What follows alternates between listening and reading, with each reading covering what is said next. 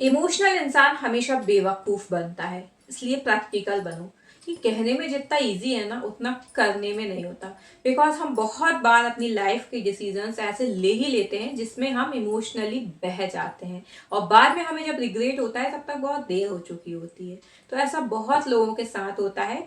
ये सेंटेंस चला आ रहा है कि यार इमोशनली बन के कोई भी सिचुएशन को डील नहीं करनी है या इमोशनली बेवकूफ नहीं बनना है, लेकिन सीरियस वे में हम कहीं ना कहीं इमोशनली ब्लैकमेल जरूर होते हैं।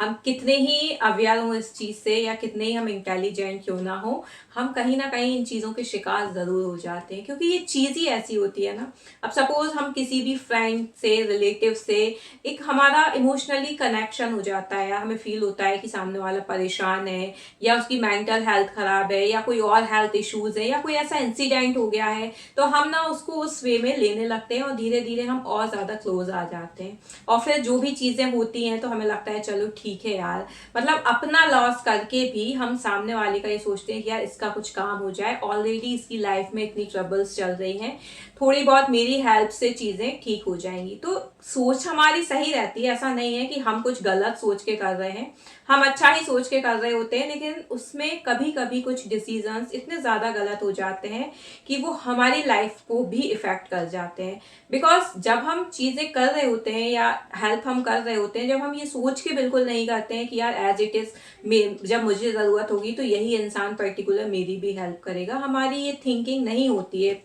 बहुत से सिनेरियो में। लेकिन जब हमें भी इमोशनली ब्रेक होते हैं हम, और हमें जब जरूरत होती है तब हमें ये फील होता है कि यार वही इंसान, वही पर्टिकुलर, चाहे वो फ्रेंड हो, रिलेटिव हो, कजिन हो, वो कोई भी हो, तो हमें लगता है यार वही हमारा सपोर्ट बने। लेकिन उस टाइम पे वो सकता है कि वो अपनी लाइफ में इतना बिजी है कि वो उस टाइम आपको सपोर्ट नहीं कर रहा है, और यहाँ आपका इमोशनली ब्रेक होता है। आपको फील होने लगता है कि यार बताओ, मतलब मैंने तो इतनी हेल्प करी और आज मुझे जरूरत है तो मेरे साथ कोई भी नहीं है। तो ये तो रहा एक इमोशनली ब्रेक का सिचुएशन। लेकिन एक होता है इमोशनली बेवकूफ। इसमें ये होता है कि चीजें आपको समझ में आ रही हैं, बट आप ठीक है यार इट्स ओके करके उन चीजों को मूव ऑन करते जा रहे हो, और सामने वाले की हेल्प या उसकी सिचुएशन में आप उसका साथ देते जा रहे हो।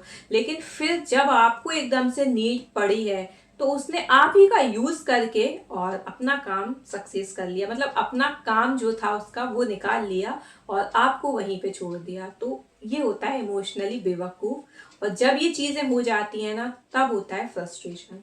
बिकॉज आपको ये फील होता है कि यार मैंने तो इतने अच्छा सोचा, इतना अच्छा किया, और इन रिटर्न मुझे ये मिला। तो यहीं पे फिर क्वेश्चन आता है कि प्रैक्टिकली क्यों नहीं किया।